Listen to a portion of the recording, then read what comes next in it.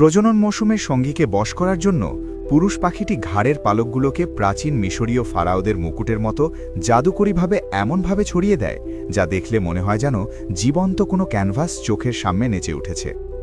অপূর্ব সুন্দর এবং রাজকীয় চেহারার এই মোহনীয় পাখিটির ইংরেজি নাম লেডি অ্যামহাস্টেস ফেজেন্ট এবং বৈজ্ঞানিক নাম ক্রাইসোলোফাস অ্যামহাস্টিয়া।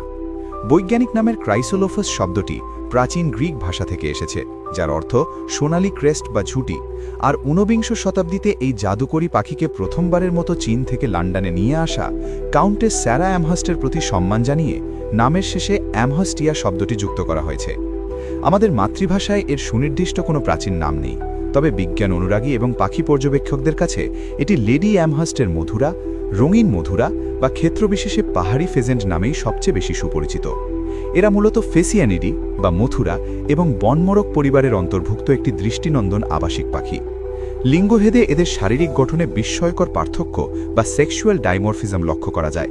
পুরুষ পাখিদের রূপ রীতিমতো চোখ ধাঁচানো, এদের মাথায় রূপালী রঙের ঝুঁটি, পিঠে মেটালিক নীল ও সবুজ পালক এবং শরীরের পেছনের দিকে প্রায় 2.5 ফুট লম্বা একটি জাদুকরী সাদামাকলা লেজ থাকে, যা এদেরকে প্রাণীজগতের অন্যতম সুন্দর পাখির মর্যাদা এনে দিয়েছে। অন্যদিকে গহীন অরণ্যে শিকারীর চোখ ফাঁকি দিয়ে ছানাদের বড় করার জন্য প্রকৃতির অদ্ভুত বিবর্তনে স্ত্রী পাখিরা হয় একদম ছাই বাদামি বা মেটে রঙের, যাদের লেজ তুলনামূলক অনেক ছোট হয়। এরা মূলত মাটির পাখি, অর্থাৎ দিনের বেলা এরা মাটিতে হেঁটে হেঁটে বিভিন্ন শস্যদানা, উদ্ভিদের শেকড় এবং পোকামাকড় খেয়ে বাঁচে। তবে রাতের অন্ধকারে শিয়াল বা বনবিড়ালের হাত থেকে বাঁচতে এরা গাছের উঁচু মগডালে আশ্রয় নেয়।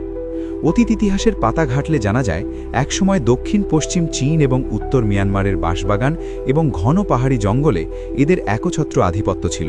পরবর্তীতে এদেরকে যুক্তরাজ্যের বিভিন্ন বনে অবমুক্ত করা হলেও বর্তমানে সেখানে এদের সংখ্যা প্রায় শূন্যের কোঠায় নেমে এসেছে। তবে এদের আদিনিবাস চীনে বিস্তীর্ণ এলাকা জুড়ে এখনও এদের বেশ ভালো বিচরণ থাকায় আন্তর্জাতিক প্রকৃতি সংরক্ষণ সংস্থা IUCN এই রঙিন পাখিটিকে বিশ্বব্যাপী ন্যূনতম উদ্বেগ বা লিস্ট কনসার্ন হিসেবে তালিকাভুক্ত করেছে। আমাদের বাংলাদেশের দর্শকদের মনে একটি সাধারণ কৌতূহল জাগতে পারে যে চোখ ধাঁজানো এই রঙিন মথুলা কি কখনো আমাদের দেশের পাহাড়ি জঙ্গলে ছিল?